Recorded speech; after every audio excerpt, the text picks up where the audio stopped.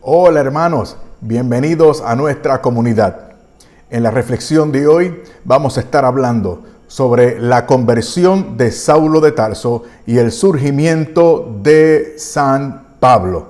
Hoy veremos esa dramática conversión de quien conocemos como San Pablo, su humillación y su activación como apóstol de Jesucristo. Y todo ello a tono con los Hechos de los Apóstoles, capítulo 9, versículos del 1 al 20. Son 20 versículos.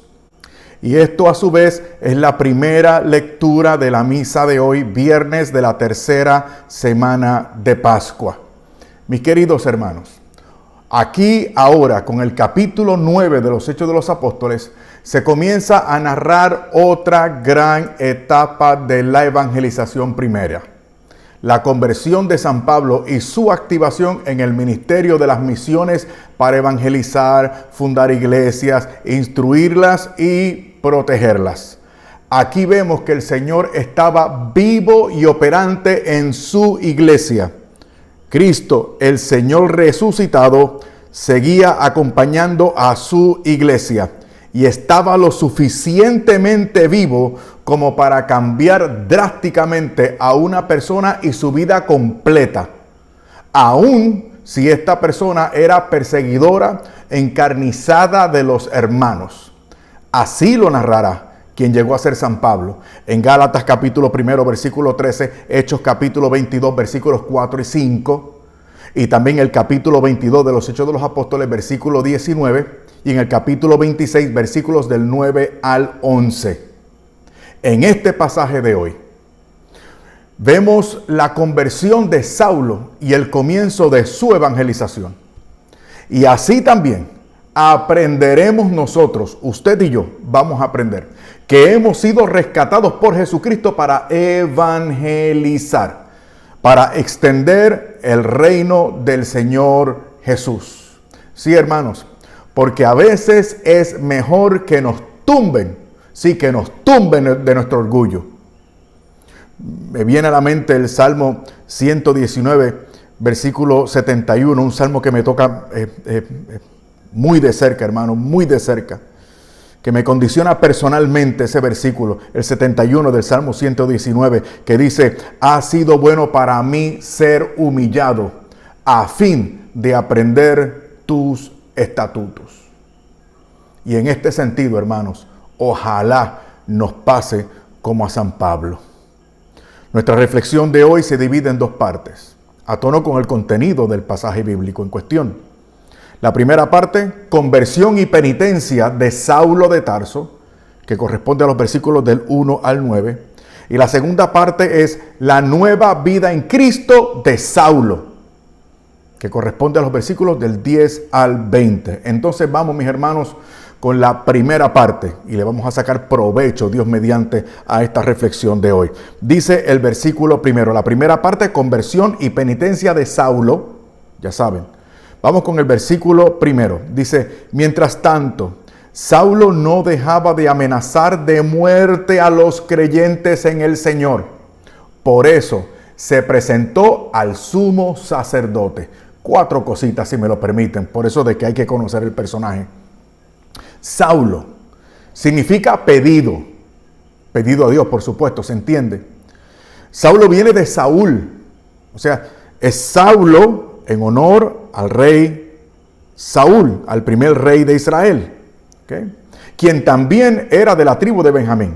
O sea, Saulo de Tarso era de la tribu de Benjamín y el primer rey de Israel, Saúl, era también de la tribu de Benjamín. Su nombre romano era Pablo y así se haría él llamar más extensamente en referencia a los gentiles, a los cuales se dio de lleno para evangelizar. Otra cosa que me llamó la atención, que aprendí, es que Pablo, yo no lo sabía, Pablo significa poco. Pablo significa poco. Claro, cuando uno entiende lo que este hombre era y la conversión tan profunda y la penitencia tremenda que hizo por el amor que llegó a tenerle a nuestro Señor, sabemos que el nombre de Pablo como poco tiene mucho sentido. Bueno, Pablo deberíamos decir Saulo. Saulo todavía no es Pablo y todavía no es San Pablo tampoco. Bueno, Saulo heredó la ciudadanía romana de su padre, quien además era judío, como su madre también. Por eso es que el mismo Pablo, cuando testifica de él, dice: soy hebreo, hijos de hebreos. Okay. Saulo era oriundo de la próspera ciudad de Tarso, y de seguro ahí tuvo que aprender las primeras letras, pero su preparación rabínica, entiéndase teológica, para hacerlo más actual, su excelente preparación teológica la obtuvo en una de las mejores escuelas de la época en Jerusalén. Y cuando se refiere a esa buena escuela rabínica, dice él, a los pies de Gamaliel, ¿okay? Del excelentísimo y famosísimo rabino y maestro de rabinos Gamaliel.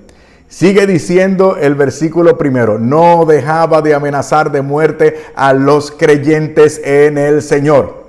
Por eso se presentó al sumo sacerdote. Mire cómo dice el versículo 2 también. Vamos a tomarlo en su conjunto. Dice: y le pidió cartas de autorización para ir a las sinagogas de Damasco a buscar a los que seguían el nuevo camino, tanto hombres como mujeres, y llevarlos presos a Jerusalén. Hermanos míos, esa persecución despiadada de Saulo se ha visto como el cumplimiento de una profecía que está en el Génesis capítulo 49, versículo 27. Dice, recuerden primero que Saulo era de la tribu de Benjamín. Y esa profecía dice, repito, Génesis 49, 27 dice: Benjamín es un lobo feroz. Por la mañana devora la presa y por la tarde reparte los despojos. Noten también que recibió cartas, es decir, recibió permiso y autoridad para hacer prisioneros a los cristianos y reprimir su movimiento. ¿Okay?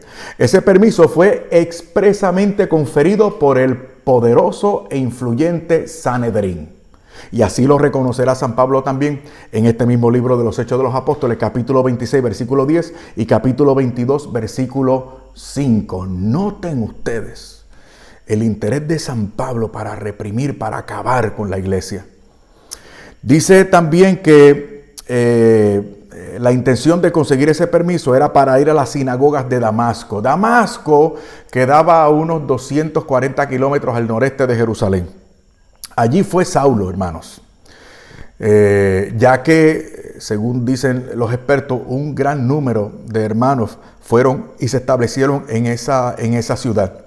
Y como eran judíos, se congregaban en las sinagogas. Sin embargo, y esto hay que llamar la atención, en Hechos capítulo 26, versículo 11, ¿okay?, se infiere que Damasco fue tan solo una de las ciudades a las cuales Saulo de Tarso llevó la persecución, su persecución. O sea, claro, se enfatiza Damasco, sobre todo en este capítulo 9, porque fue camino a Damasco donde él tuvo su gran conversión, su cambio de vida. ¿Okay? Pero ya saben, Hechos capítulo 26, versículo 11, da a entender que su persecución se dispersó y se llevó a cabo en otras ciudades. Ahora, aquí también se dice que San Pablo perseguía a los que seguían el camino, o como dice otra traducción, a los seguidores del camino. Este camino siempre es nuevo, hermano, siempre es nuevo. Por eso me gustó la traducción de la Biblia, Dios habla hoy, cuando lo traduce, el nuevo camino, o el camino está bien, no hay ningún problema, pero es un camino nuevo. Me llamó la atención enseguida cuando me acordé, por ejemplo, de Mateo capítulo 13, versículo 52, cuando dice, el Señor les dijo, por eso todo escriba instruido en el reino de los cielos es como un hombre amo de su casa. O sea, en control, autónomo, un hombre amo de su casa, que saca de un tesoro, o sea, de lo más valioso que tiene, cosas nuevas y cosas antiguas. Vamos con los otros 3 versículos, del 3 al 5. Hermano, aquí es que se da el encuentro. Aquí es que se forma. Versículo 3. Pero cuando ya se encontraba cerca de la ciudad de Damasco, Una luz que venía del cielo brilló de repente a su alrededor. Versículo 4. Saulo cayó al suelo y oyó una voz que le decía: Saulo, Saulo, ¿por qué me persigues? Versículo 5. Saulo preguntó: ¿Quién eres, Señor? Y la voz le contestó: Yo soy Jesús, el mismo a quien estás persiguiendo. Noten, lo llamó Saulo, Saulo. La Biblia, cuando se llama a una persona 2 veces, se le está llamando la atención, ¿okay? De forma muy enfática. Saulo, Saulo, o sea, fíjate, ten cuidado, atiéndeme, escúchame con atención. Eso es lo que implica la repetición del nombre. ¿Por qué me persigues?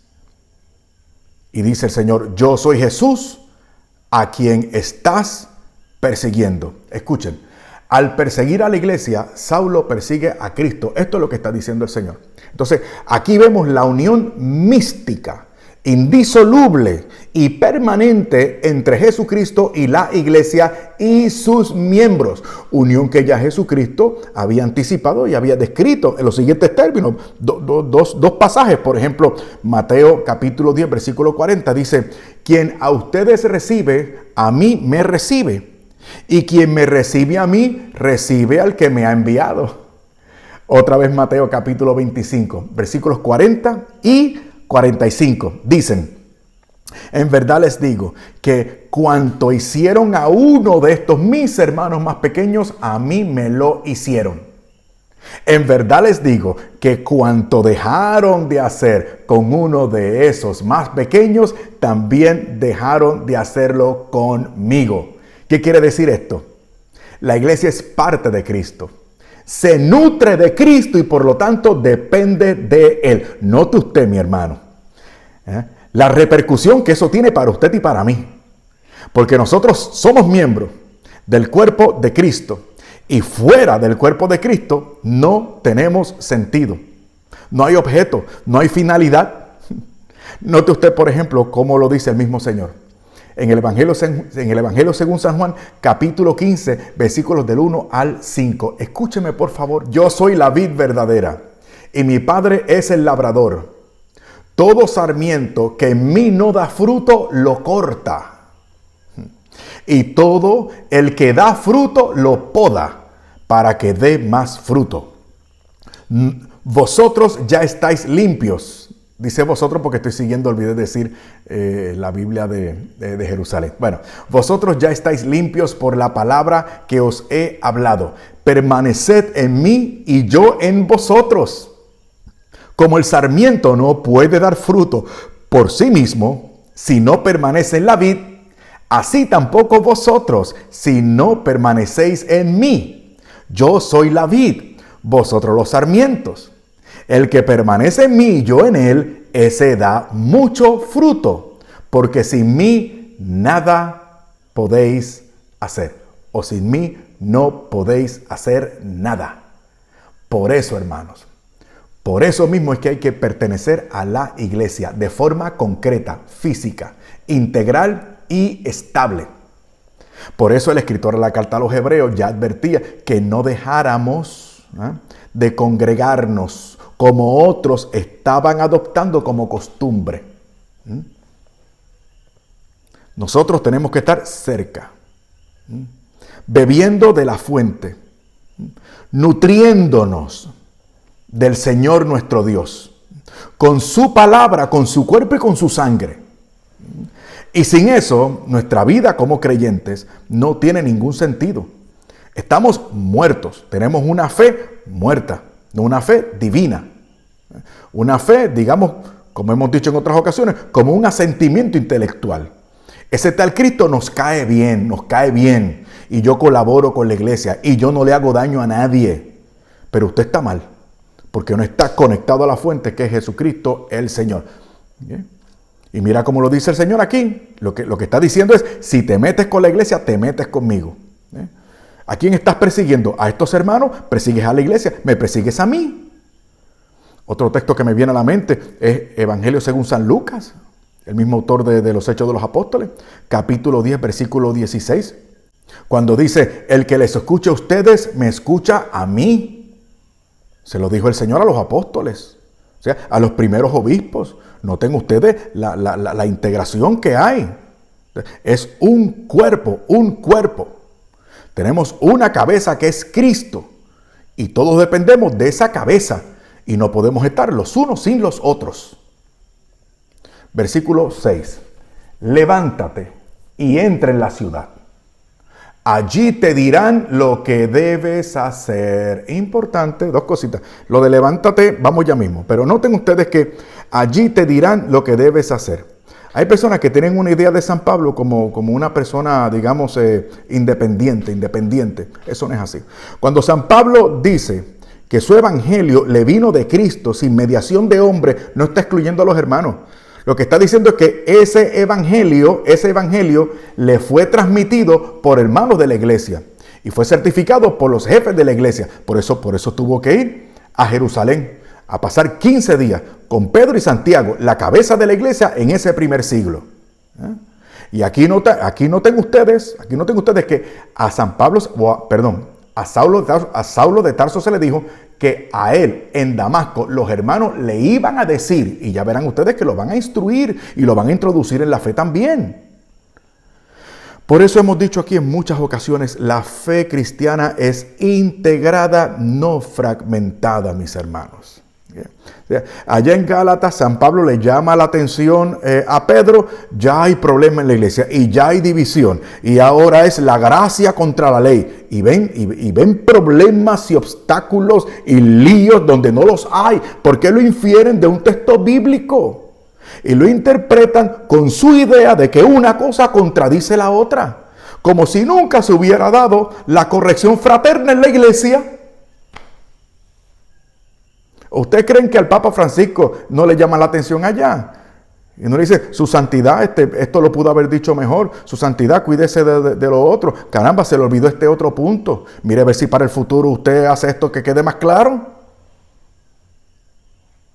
Y no es que haya división, no es que el mundo se vaya a acabar. Ay, hermanos, una manía que tiene la gente con los complots y con las conspiraciones. Noten también que le dijo el Señor, levántate y entra a la ciudad. Fue el Señor el que le dijo, te van a decir lo que vas a hacer. Y anteriormente le dijo, levántate. Miren qué bonito esto. Como David después de su adulterio, ¿se acuerdan? Aquel pecado horrible, horrendo. Adulterio y asesinato. Como Pedro, con su pública negación.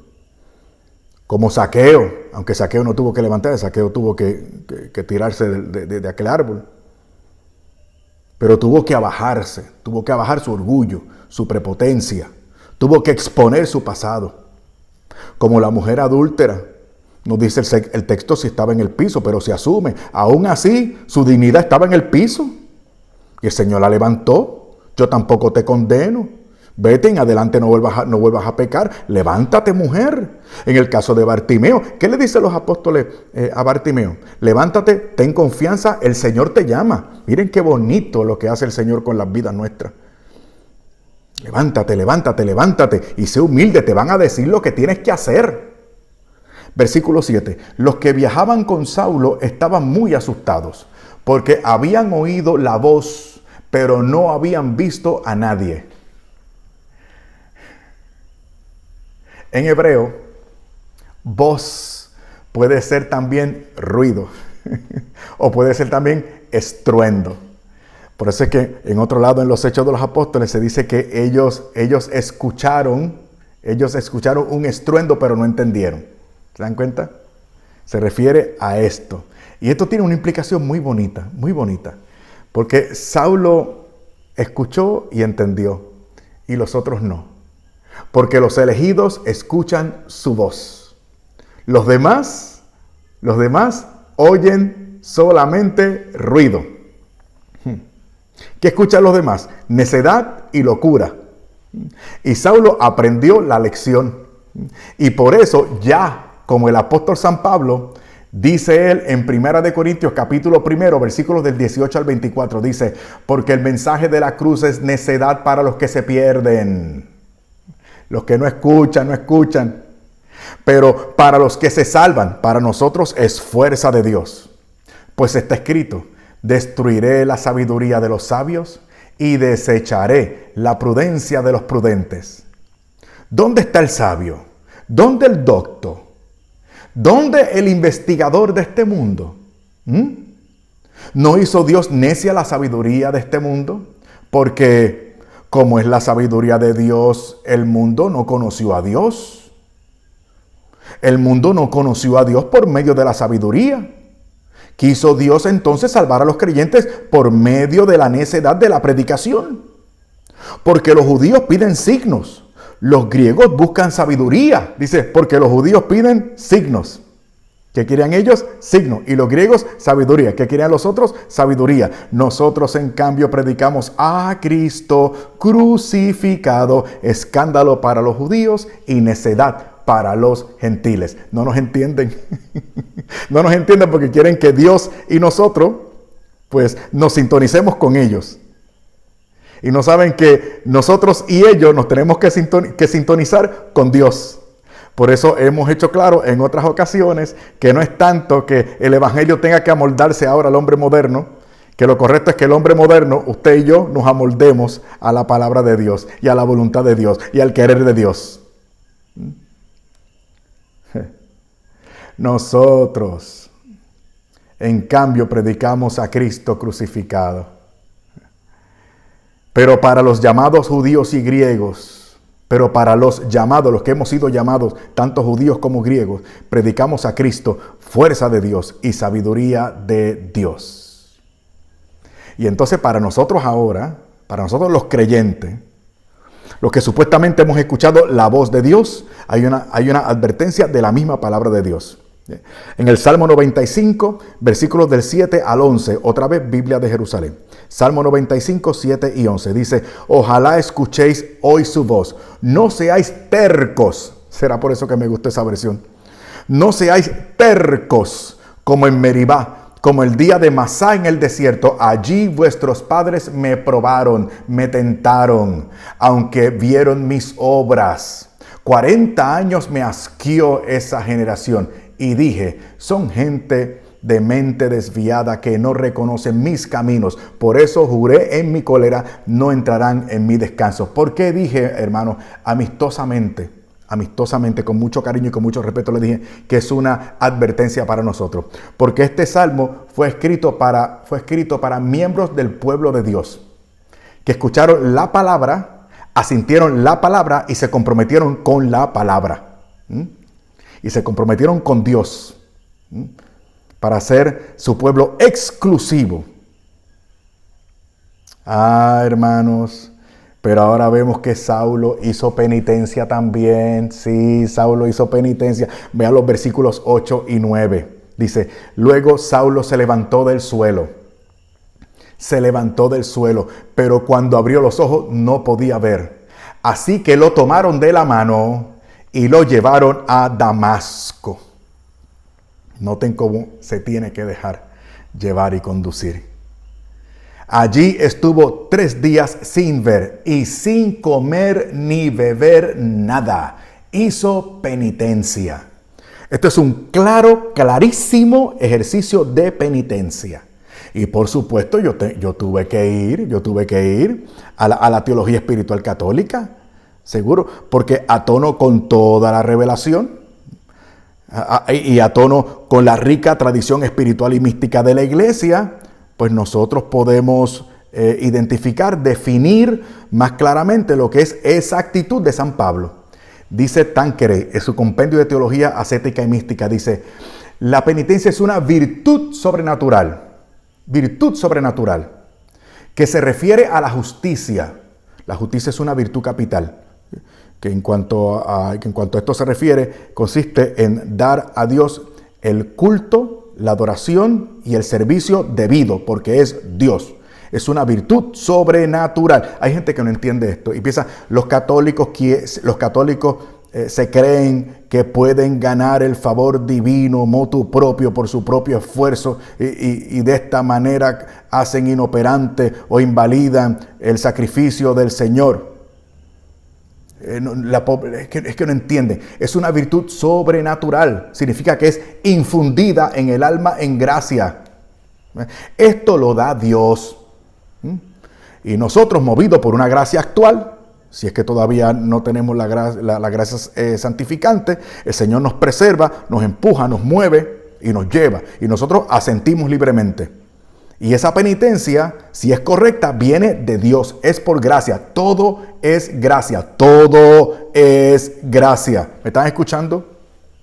Es una virtud sobrenatural que se refiere a la justicia e inclina al pecador a detestar el pecado porque es una ofensa cometida contra Dios.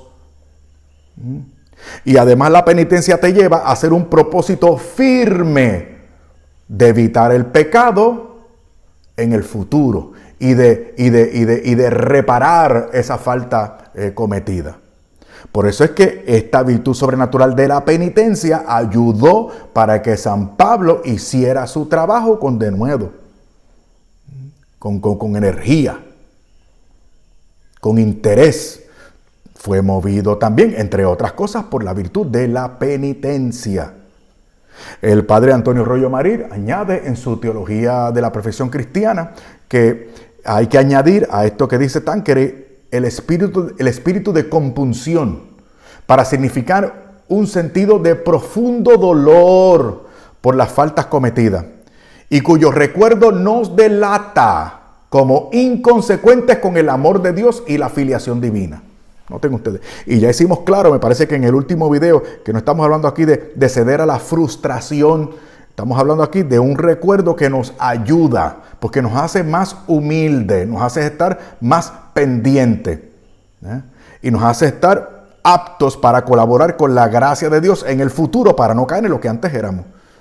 ¿Ven ustedes qué bonito, hermano? ¿Ven ustedes qué bonito? ¿Ven ustedes qué bonito cuando abordamos la santa palabra de Dios en sintonía con el criterio de autoridad establecido por Cristo? Y en comunión con la iglesia? ¡Qué maravilla, hermanos! La segunda parte de esta reflexión, la nueva vida en Cristo de Saulo. La nueva vida en Cristo de Saulo. Versículos del 10 al 12 dice: en Damasco vivía un creyente que se llamaba Ananías, a quien el Señor se le presentó en una visión y le dijo: Ananías. Él contestó: aquí estoy, Señor. El Señor le dijo: levántate y vete a la calle llamada Derecha, y en la casa de Judas pregunta por un hombre de Tarso que se llama Saulo.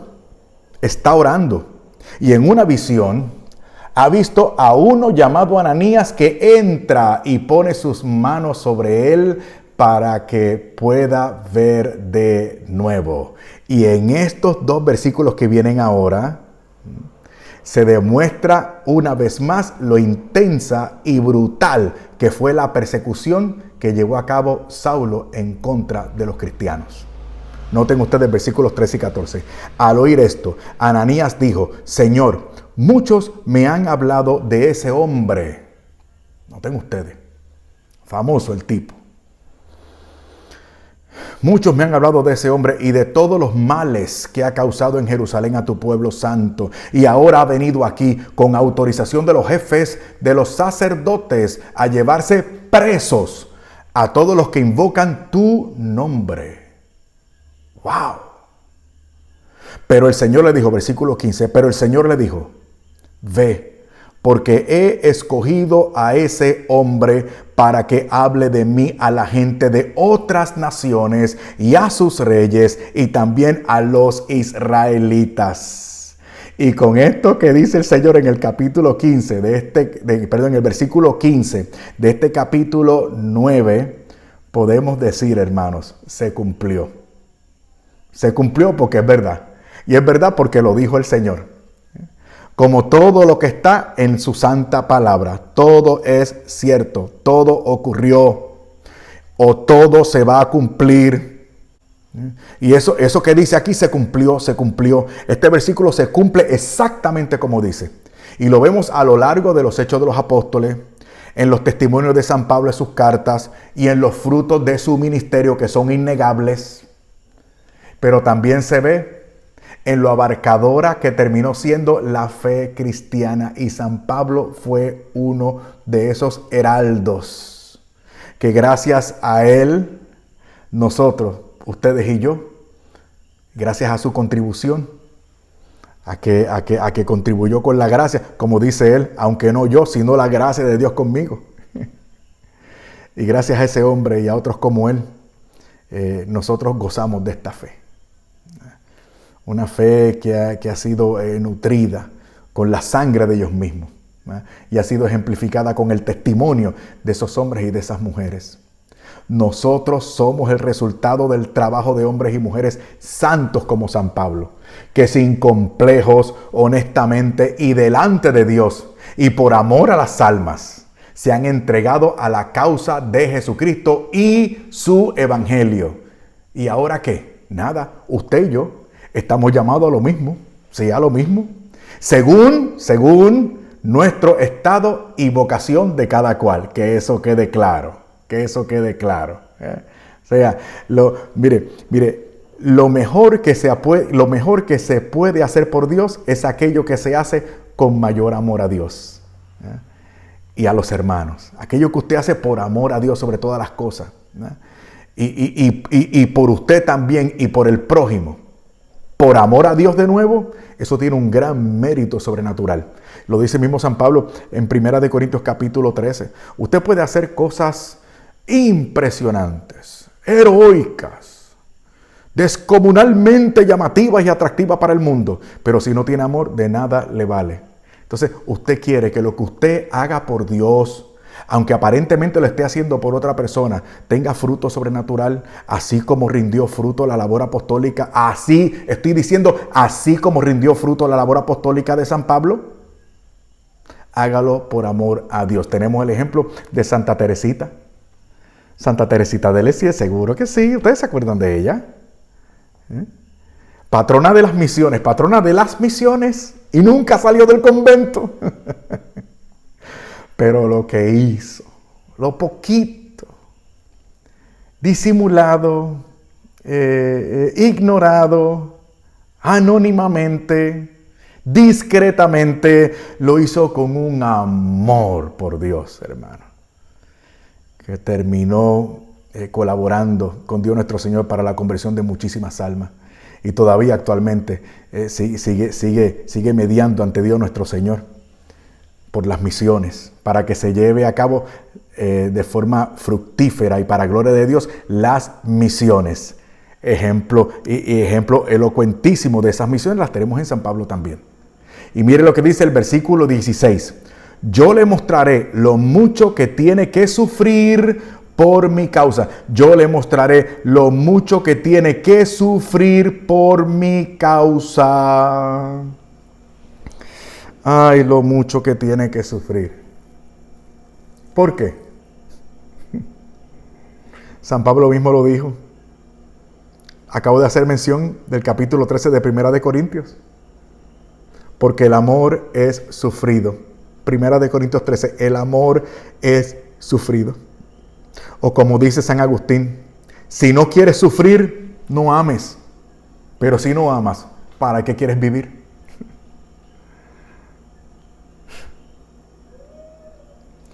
Versículos 17, 18 y 19. Ananías fue a la casa donde estaba Saulo.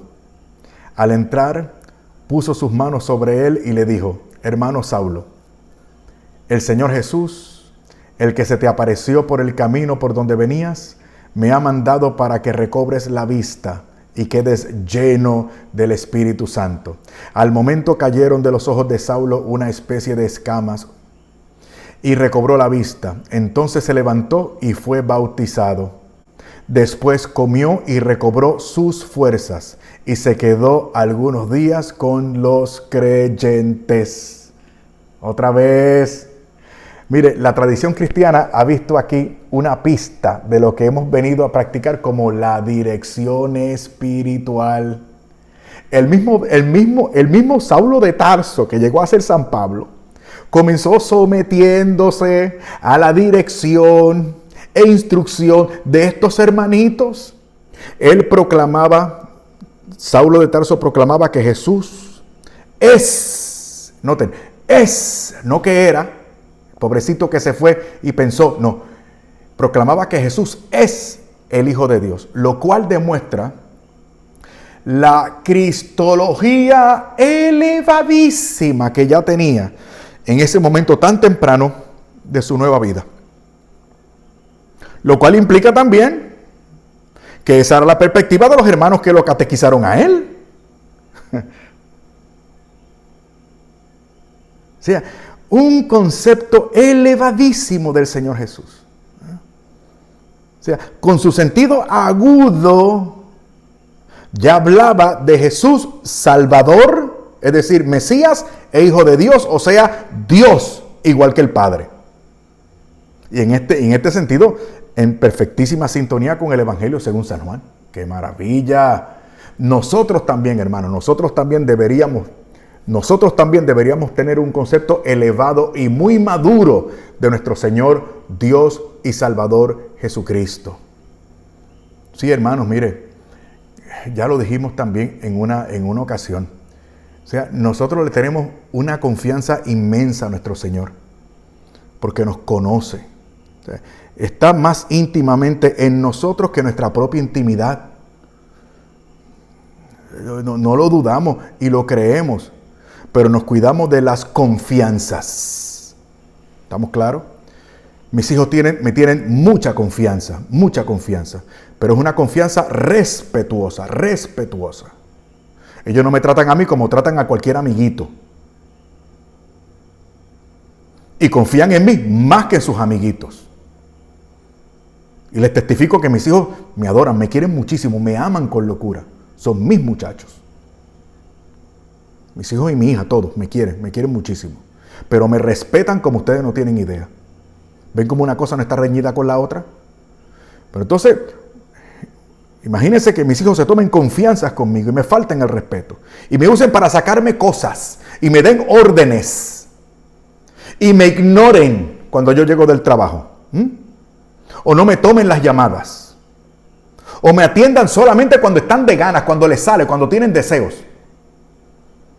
¿Me aman? Pregunto, ¿me amarían? Mucho cuidado.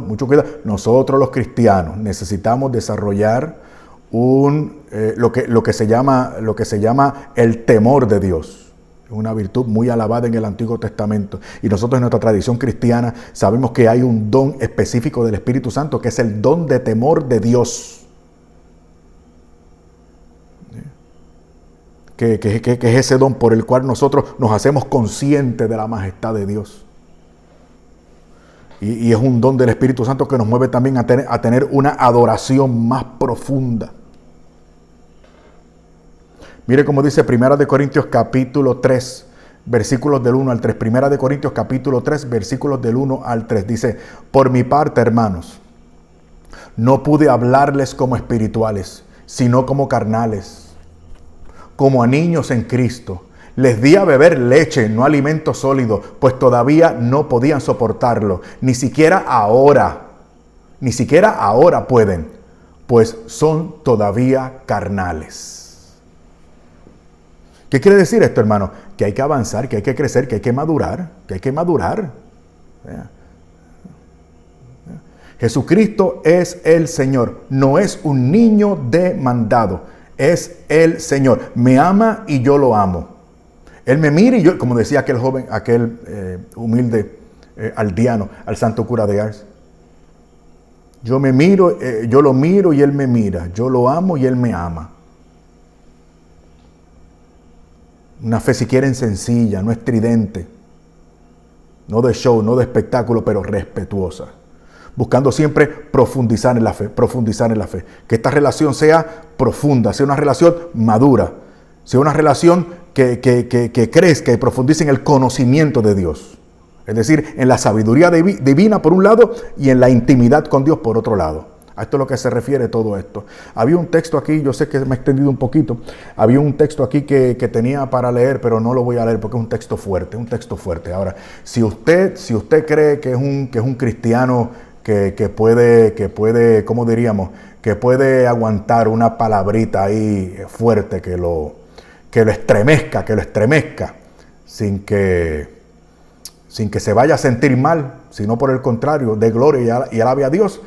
Hebreos capítulo 5, versículos del 11 al 14. Hebreos capítulo 5, versículos del 11 al 14. Si usted se incomoda o se entristece por cualquier cosa, pues no lea ese pasaje que le acabo de citar. Bueno, llegó el momento. Aquí es el momento más importante, porque es el momento en que la reflexión conecta con nosotros, que es lo que se llama la conclusión. Me enseñaron en el seminario que esto le llaman conclusión. Vamos a tener que buscar otro nombre para que ustedes no se desconecten, porque uno dice, vamos a concluir, y entonces la gente se desconecta, cuando aquí es que viene ahora lo más importante, porque ahora nos conectamos con la palabra de Dios. Bueno, en el pasaje bíblico de hoy hemos visto la conversión y penitencia de Saulo y el surgimiento de quien conocemos como San Pablo. Pero, para concluir, me parece bien atender la forma interna. Tengo una sorpresa grata que les tengo. Me parece bien atender la forma interna en la que el propio San Pablo describe su encuentro con el Señor. ¿Qué hemos visto hasta ahora? Hemos visto exteriormente, claro, inspirado por el Espíritu Santo. O sea, hemos visto la verdad. El Espíritu Santo nos ha comunicado la verdad en cuanto a la conversión de San Pablo y su llamado, y primeras acciones de su ministerio. Es la verdad, pero ¿sabe qué?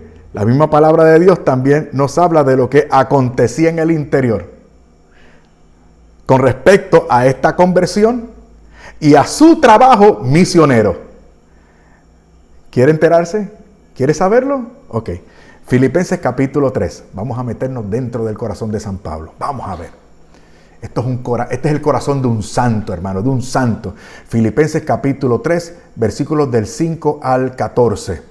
Este es el corazón, hermano, al que nosotros deberíamos aspirar. Este es el fervor, la pureza de intención a la que usted y yo deberíamos aspirar. Filipenses capítulo 3, versículos del 5 al 10. Voy a leer. Me circuncidaron, dice San Pablo, me circuncidaron a los 8 días de nacer. Soy de raza israelita, pertenezco a la tribu de Benjamín. Soy hebreo e hijo de hebreos. En cuanto a la interpretación de la ley judía, fui del partido fariseo. Era tan fanático que perseguía a los de la iglesia.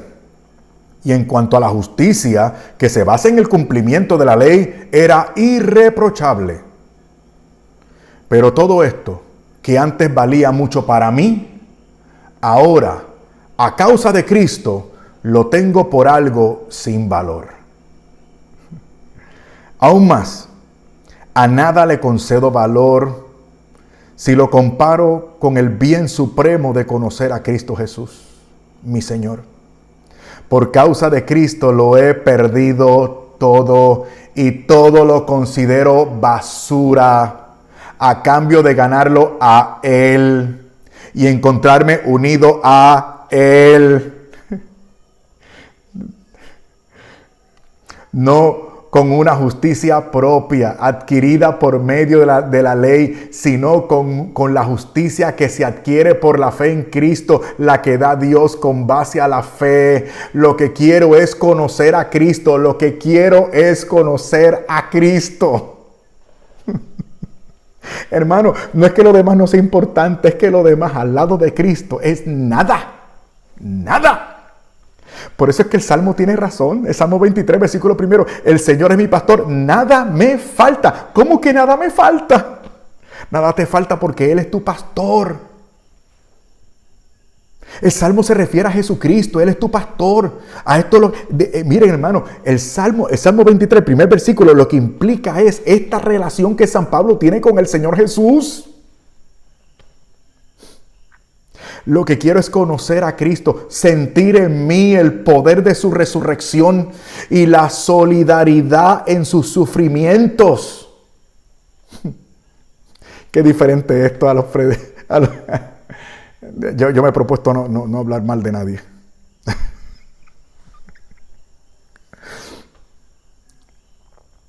Haciéndome semejante a Él en su muerte. espero llegar a la resurrección de los muertos. No quiero decir que ya lo haya conseguido todo, ni que ya sea perfecto, pero sigo adelante con la esperanza de alcanzarlo. San Pablo dice que no era perfecto. Y el marido suyo no se quiere confesar porque dice que es perfecto, que no ha pecado, que es un santo. Bendito sea el Señor. Pero sigo adelante con la esperanza de alcanzarlo, puesto que Cristo Jesús me alcanzó primero. Hermanos, no digo que yo mismo ya lo haya alcanzado. Lo que sí hago es olvidarme de lo que queda atrás. Y cuidado, porque cuando hablábamos de la virtud de la penitencia, dijimos que hay un recuerdo de lo que de los pecados cometidos. Y la reacción que tenemos en cuanto a ese recuerdo es algo positivo, es algo que nos ayuda, es algo que nos beneficia. Cuando él dice aquí, para olvidarme de lo que está atrás, significa para desatenderme de lo que antes practicaba y creía. Eso es lo que se refiere, puesto que en este mismo pasaje él está haciendo mención y recordando lo que antes era. Pero está haciendo mención y recuerdo de lo que antes era, para servirse de eso, para testificarnos a nosotros. Entonces eso, que es un recuerdo triste, desemboca en algo positivo y productivo para su santificación de Él y para nuestra ilustración y beneficio espiritual. Y esforzarme por alcanzar, sigo leyendo, y esforzarme por alcanzar lo que está delante para llegar a la meta y ganar el premio celestial que Dios nos llama a recibir por medio de Cristo Jesús. Que mucho podemos aprender de San Pablo. Para San Pablo todo es Cristo, Cristo, Cristo, Cristo, Cristo.